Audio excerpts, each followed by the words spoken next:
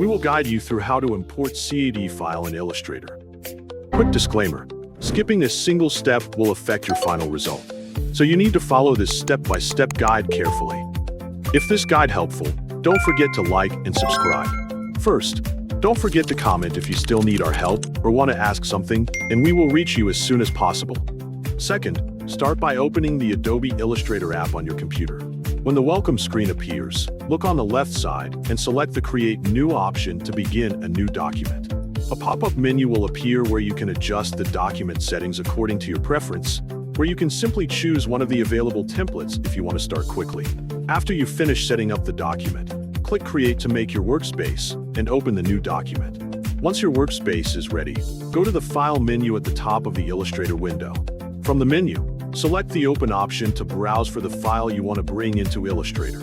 Find the CAD file you want to import on your computer and select it. CAD stands for Computer Assisted Design, and CAD files are commonly used for technical drawings and design projects. There are two common types of CAD files that you can import into Illustrator.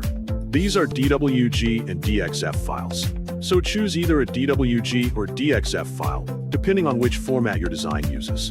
After selecting the file, wait for Illustrator to load the CAD file. Depending on the file size and complexity of the drawing, this may take a few moments. Once the file is processed, an Import Options window will appear on your screen. Check the available settings in this window before continuing. You can adjust the scale or other available options according to your preference and the requirements of your project.